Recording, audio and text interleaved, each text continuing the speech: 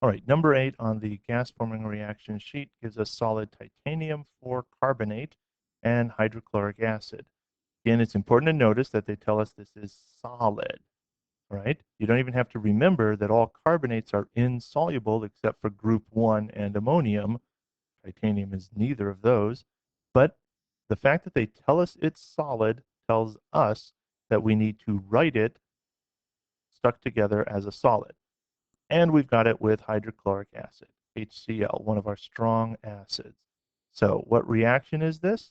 It is a carbonate plus an acid. And what happens with a carbonate and an acid? You end up making carbon dioxide gas, a water, and a salt. The salt in this case would have to be titanium 4 chloride.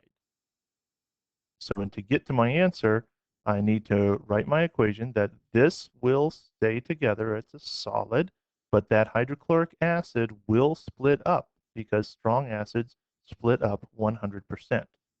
I'm going to make my gas and my water, and then I have to ask the question, what about titanium 4 chloride? Will that stick together or will it stay floating around as ions?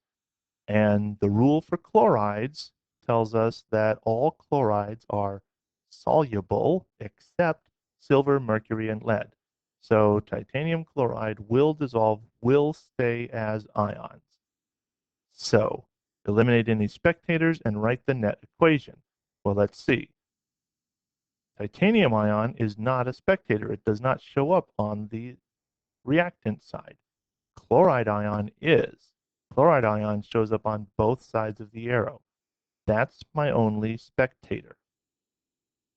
So my net reaction is solid titanium 4 carbonate plus hydrogen ion reacts to make carbon dioxide gas plus water plus titanium ions that are now floating around. That's the chemical change that happened in the system. If it helps you think of it this way, this solid piece of titanium 4 carbonate, the acid comes up, pulls off this CO2, leaving the titanium ion behind. So that explains why we end up with titanium ions, but we don't pay any attention to the chloride ions.